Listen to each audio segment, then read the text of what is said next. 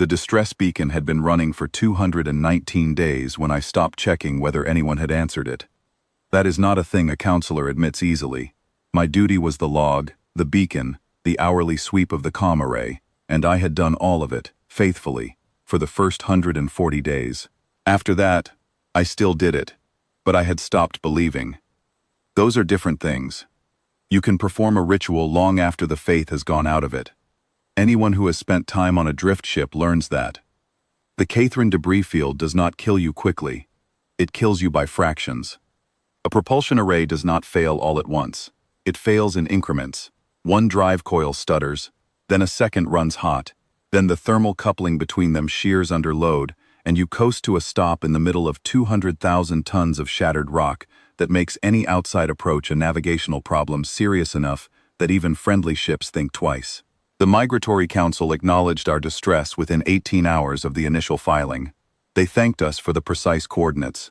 They said a relief tender had been dispatched from Verath Station 7 and would arrive within 40 days. That was 179 days ago.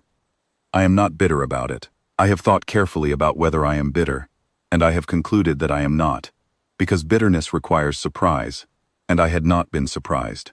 The Migratory Council is a body of administrators, and administrators respond to the urgency that is in front of them. Our urgency was far away, and required navigating a debris field to reach it. Other urgencies were closer. I understood this. I had been an administrator myself for long enough to understand that distance is the enemy of priority, and that 283 souls drifting in the Catherine field were, to a council chamber on Verath, an abstraction that competed with many other abstractions. What I had not anticipated was what the 219th day would feel like. Not dramatic, not the breaking point I might have imagined. Sitting in my quarters in the early weeks, composing the tone of eventual rescue in my head. It was quiet. My second eyelids had been closing often, a Karath reflex we cannot suppress when the body's distress runs deeper than conscious thought, and I had stopped fighting them. The orange dwarf we had named Patience, for want of a better thing to call the light that came through the forward viewport, painted everything the color of cooling embers. I sat in the command chair. I ran the beacon. I did not check whether anyone had answered it. The comm array lit at the 14th hour of the 219th day. Not the distress channel. The civilian hailing frequency, a short-range ping, the kind a ship uses when it is already close enough that formal protocol feels unnecessary. I nearly missed it. My comm officer, Teth, had been running maintenance rotations on the secondary array and had routed the primary feed through a backup terminal that chimed rather than alarmed. She heard it from the corridor, came through the hatch at a trot, and said a word in a register I had not heard from her in months. The beacon had been answered on the wrong channel by something that was not the relief tender. It took me 11 seconds to understand the response. The hailing language was Galactic Standard, accented in a way I had encountered only in archived communications. Flat vowels, clipped consonants, the cadence of someone who had learned the language from a manual rather than from speakers. The ship identifier resolved after a second sweep. ISV Kaleward, Registry Earth 7, Class Heavy Freighter, listed cargo grain and agricultural substrate, outbound from Verath Station 4 to the Kolveth Colony Run. A civilian transport, 8-person crew, no weapons listed on the manifest, no medical facility beyond a basic trauma kit. The captain's name was Dale Marr. She had dark hair going to silver and the particular stillness of someone who had been making decisions at range for a long time. She appeared on the viewport screen with the debris field moving slowly behind her, and she said, "Counselor, "We picked up your beacon on a passive sweep about 6 hours back. We're certified for debris navigation up to Class 4. Your field reads as Class 3. We have 2 engineers and a trauma medic. Tell me what you need." I remember the way she said it. Not a question exactly. A list of what she had, offered as inventory, and a door left open for me to fill. I have thought about that sentence many times in the months since. The phrasing was not generous. It was not heroic. It was the sentence of someone taking stock of available resources before committing to a course of action.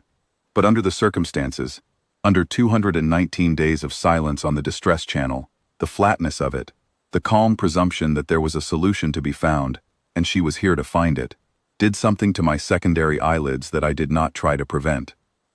I told her what we needed.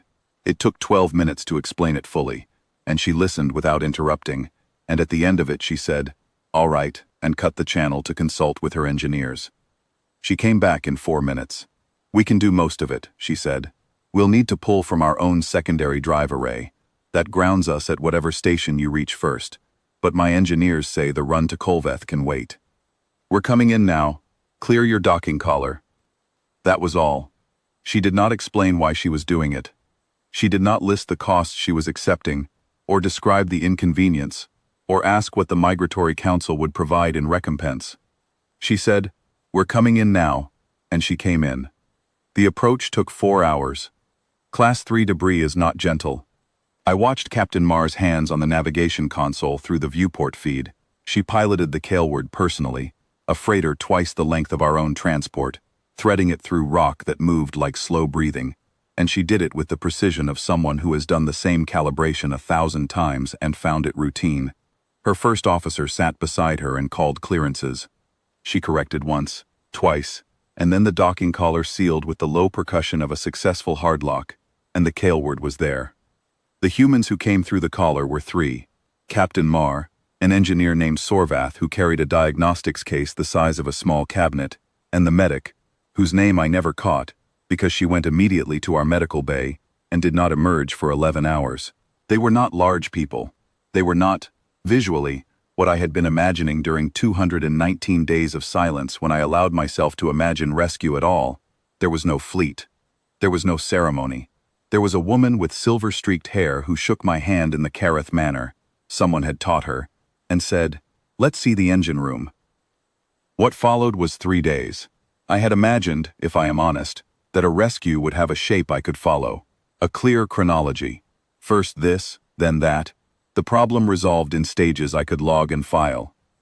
What the Kailward's engineers produced instead was a managed chaos that I could not have tracked even if I had followed them every hour. Sorvath and the Kailward's second engineer, a young man whose name I learned was Arath, worked without sleeping for the first 30 hours. They pulled 2 drive coils from the Kailward's own secondary array, components that would have cost the Kailward several months of freight revenue to replace, and fabricated an adapter coupling from materials that I cannot name because I do not understand the relevant engineering. They welded, they rerouted, they argued with each other in a language I did not have, something clipped and economical that I later learned was a regional dialect from Earth's northern coast, and then switched to standard to argue with our own propulsion officer, Orvan, who argued back with considerable force, and the arguing seemed to be productive because things kept getting better. Orvan told me afterward that Sorvath was the best drive engineer he had encountered in 30 years of propulsion work, and that he intended never to admit that to anyone. Captain Marr moved through the ship quietly. I do not mean she was invisible. She checked on her crew, checked on our crew, sat with the medic in the medical bay for 2 hours, and came out looking satisfied. But she did not make herself the center of what was happening.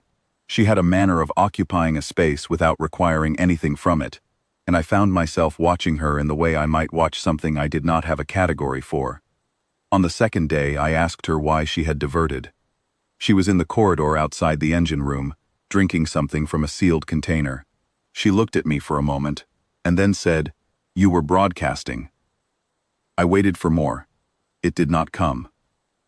"The Migratory Council," I said, "sent acknowledgement 179 days ago, and has not responded since." "Yes," she said. "I know. I checked the council frequency when we picked you up." She was quiet for a moment. "That's a long time to wait." I did not know what to say to that. I found that I had nothing to say that was smaller than the thing I actually felt, and the thing I actually felt was not appropriate for a corridor conversation with a human freight captain I had known for 30 hours. "The grain run," I said.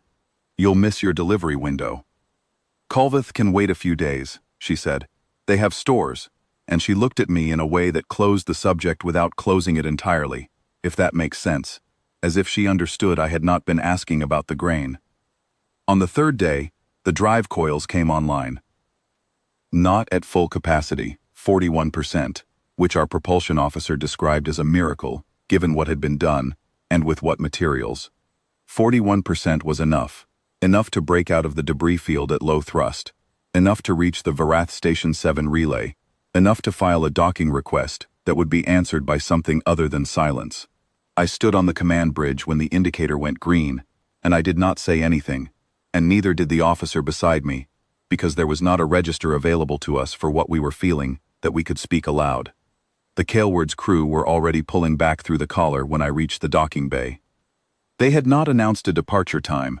I had understood, from the way they moved, that they would not stay for acknowledgement. Captain Marr was the last through the collar, her diagnostics case in one hand, the collar seal release in the other, and I said her name, and she stopped. I had prepared something to say. In the Kareth formal tradition, there is a specific address for the person who has preserved a life at cost to themselves. A construction of the High Register, 19 words in our language, dating to the founding migration. I had been composing it in my head for 2 days. I had planned to deliver it correctly. I did not deliver it correctly. What I said instead was shorter than 19 words, and not in the High Register. I do not know how to translate it exactly. It was the phrase we use among family, not among strangers.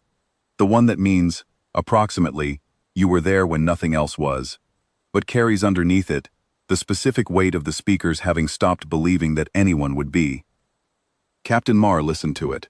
She did not speak Kareth, but something in the register must have translated, because she was quiet for a moment, in the way that is not awkward, but is the opposite of awkward. The silence of someone receiving something and taking it seriously. Then she said, "Safe travels, counselor," and she sealed the collar. I have not logged what I said to her. The official record shows the docking collar disengaged at the 17th hour of the 3rd day, and the ISV Kailward departed the Catherine field on a heading for the Kolveth colony run, delayed by 72 hours, crew of 8, cargo of grain and agricultural substrate, no further notation. What I remember is the way the Kailward looked on the forward viewport as it moved back through the debris field, the same path Marr had navigated by hand on the way in, threaded through the slow-moving rock without hurry. I watched it until the orange dwarf made it impossible to distinguish the ship from the light, and then I turned back to the command bridge, and I filed the all clear on the distress channel, and I noted in the log that the Undying Feather had been rescued, and that the rescuers had departed without waiting to be thanked. That is the record as it stands.